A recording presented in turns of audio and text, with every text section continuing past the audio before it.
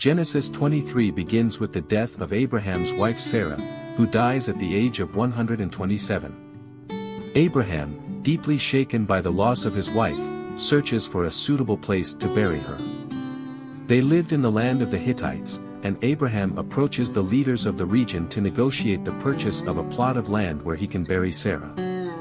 Showing humility and respect for local traditions, Abraham refers to himself as a stranger and a sojourner among the Hittites.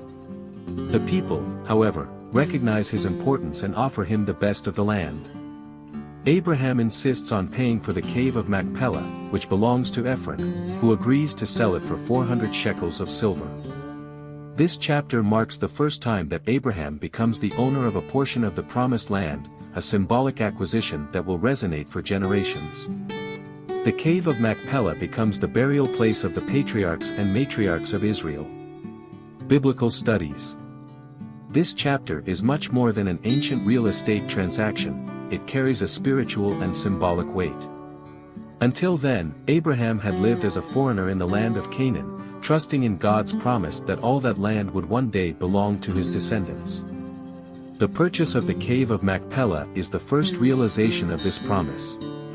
Sarah's death also evokes a moment of reflection on the transience of life and the fulfillment of divine promises beyond earthly existence. Abraham's insistence on paying for the land reflects his sense of justice and integrity, fundamental characteristics for his relationship with God and with his neighbor. He does not accept a gift, because he understands that the spiritual value of this acquisition requires a concrete commitment. Thus, the Cave of Macpela becomes not only Sarah's tomb, but also a marker of the beginning of the possession of the Promised Land. Archaeological findings. Archaeologically, the region of Hebron, where the Cave of Macpela is located, has been the focus of extensive research. The modern Ibrahimi Mosque in Hebron is believed to be located over the site of the original Cave of Macpela. This site, revered by Jews, Christians and Muslims, is one of the oldest burial sites mentioned in the Bible.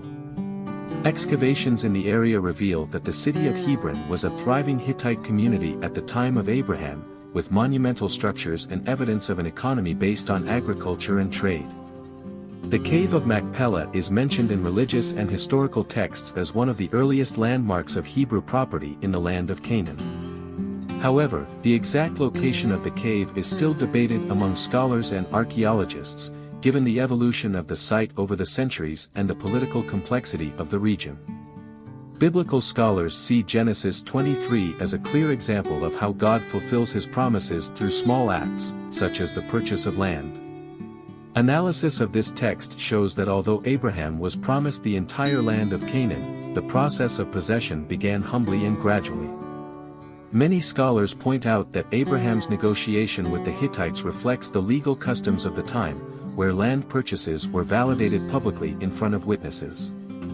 This transaction also illustrates the importance of the grave in ancient Hebrew culture, where the final resting place was not only a place of remembrance but also a claim to ownership of the land.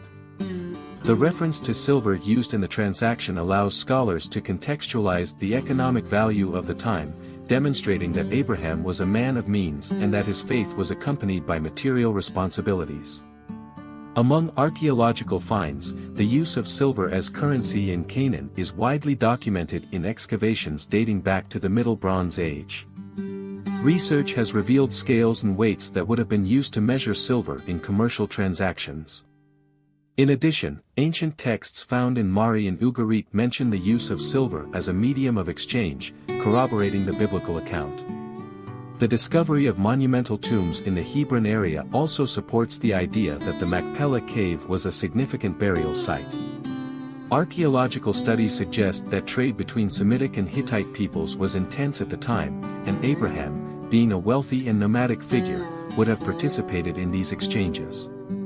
Evidence from seals and tablets found in Canaan also indicates that land transactions were formalized before local authorities, a detail that aligns with the biblical account. The past and the present. The story of Abraham negotiating for a piece of land resonates strongly with issues of land ownership and territorial disputes that still echo in the Middle East today. The Promised Land, whose first possession is marked by the purchase of the Cave of Macpela, remains a flashpoint of political and religious tension millennia later. Property rights, the importance of land as an inheritance, and conflicts over territory still dominate the modern landscape. Furthermore, Abraham's integrity in negotiating, his insistence on doing everything fairly, and the value he placed on the dignity of death are principles that transcend time.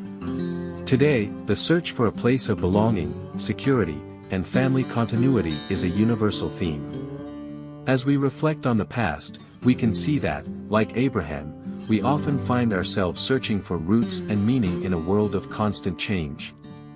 If you enjoyed this video, be sure to like, share, and subscribe to the channel.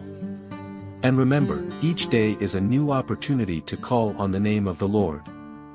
See you next time.